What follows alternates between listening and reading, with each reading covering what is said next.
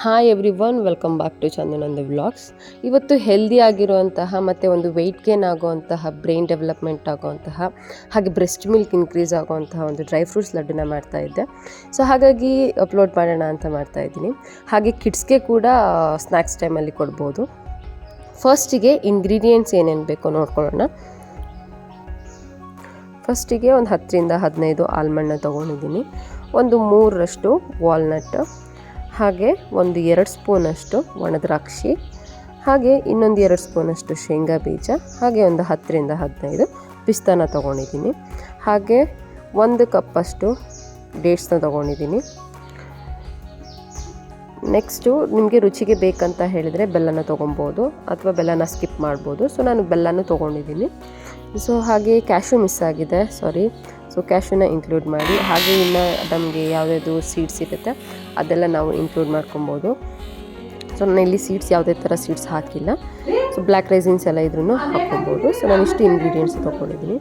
So first ಒಂದು 1/4 ಸ್ಪೂನಷ್ಟು ತುಪ್ಪನ ಹಾಕ್ಕೊಂಡು ಎಲ್ಲನೂ ನೀಟಾಗಿ ಸಪ್ರೇಟಾಗಿ ಹುರ್ಕೊಳ್ಳಿ. ಸೊ ನಾನು ಎಲ್ಲನೂ ನೀಟಾಗಿ ಫ್ರೈ ಮಾಡ್ಕೊಳ್ತಾ ಇದ್ದೀನಿ. ಒಂದು 1/2 ಸ್ಪೂನಷ್ಟು ತುಪ್ಪದಲ್ಲೇ ನೀಟಾಗಿ ಎಲ್ಲನೂ ಫ್ರೈ ಮಾಡ್ಕೊಳ್ತಾ ಇದ್ದೀನಿ.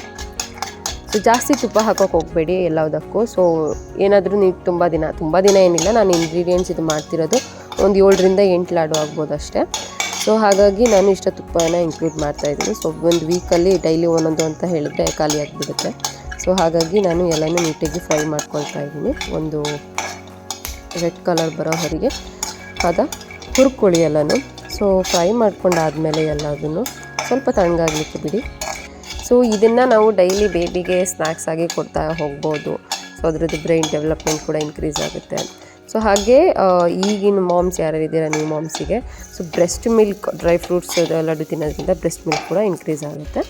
ಸೊ ಇದೆಲ್ಲ ಹುರ್ಕೊಂಡು ತಣ್ಣಗಾದ್ಮೇಲೆ ಸೊ ನಾನು ಜಾರಿಗೆ ಹಾಕ್ಕೊಳ್ತಿದ್ದೀನಿ ರುಬ್ಕೊಳ್ಳಿಕ್ಕೆ. ಸೊ ಡೇಟ್ಸ್ನ ಸಪ್ರೇಟಾಗಿ ರುಬ್ಕೊಳ್ಳಿ, ಬಿಕಾಸ್ ಅದಕ್ಕೆ ಅಂಟ್ಕೊಳ್ಳುತ್ತೆ. ಸೊ ನಾನು ಡೇಟ್ಸ್ ಅದಕ್ಕೆ ಹಾಕೊಂಡ್ಬಿಟ್ಟೆ ಮರೆತು. ಸೊ ಏನಾಗಲ್ಲ. ಸೊ ನಾನು ಬೆಲ್ಲನ ಹಾಕ್ಕೊಳ್ತಿದ್ದೀನಿ ತೋರಿಸ್ದಾಗೆ, ಅಂದರೆ 1 ಸ್ಪೂನಷ್ಟು ಅಥವಾ 2.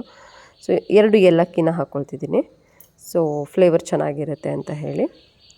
ಸೊ 2 ಏಲಕ್ಕಿ ಹಾಕೊಂಡಾದ್ಮೇಲೆ ಗ್ರೈಂಡ್ ಮಾಡ್ಕೊಂಡಾಯಿತು. ಸೊ ಇದು ಗ್ರೈಂಡ್ ಮಾಡ್ಕೊಂಡಿದ್ದು. ಸೊ ನೆಕ್ಸ್ಟ್ ನಾನು ಒಂದು ಡ್ರೈ ಫ್ರೂಟ್ಸ್ ಪೌಡರ್ ಮಾಡ್ಕೊಂಡಿದ್ದೆ. ನಾನೊಂದು ವೀಡಿಯೋ ಅಪ್ಲೋಡ್ ಮಾಡಿದ್ದೀನಿ ನೋಡಿ, ಅದರಲ್ಲಿದೆ. ಸೊ ಅದೊಂದು ಕಪ್ಪಷ್ಟು ಡ್ರೈ ಫ್ರೂಟ್ಸ್ ಪೌಡರ್ನ ಹಾಕ್ಕೊಳ್ತಿದ್ದೀನಿ. ಇದರಲ್ಲಿ ಮಖಾನ ಎಲ್ಲ ಹಾಕಿದ್ದೀನಿ ನಾನು. ಸೊ ಮಖಾನ, ಸೀಡ್ಸು ಎಲ್ಲ ಇದೆ. ಸೊ ಹಾಗಾಗಿ ಇದಕ್ಕೆ ಇನ್ಕ್ಲೂಡ್ ಮಾಡ್ತಾಯಿದ್ದೀನಿ ಇದನ್ನು. ಸೊ ಇನ್ಕ್ಲೂಡ್ ಮಾಡಿ ಒಂದು 7ರಿಂದ 8ರಷ್ಟು ಲಾಡುಗಳಾಯಿತು.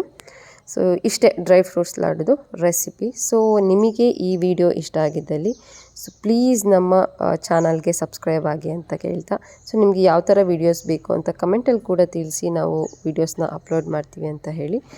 ಸೊ ಈ ಡ್ರೈ ಫ್ರೂಟ್ಸ್ ಲಾಡು ರೆಸಿಪಿ ನಿಮಗೆ ಇಷ್ಟ ಆಗಿದ್ದಲ್ಲಿ ಪ್ಲೀಸ್ ನಮ್ಮ ವೀಡಿಯೋಸ್ಗೆ ಒಂದು ಲೈಕ್ ಕೊಡಿ, ಶೇರ್ ಮಾಡಿ, ಹಾಗೆ ಕಮೆಂಟ್ ಮಾಡಿ ಅಂತ ಕೇಳ್ತಾ, thank you so much all. See you.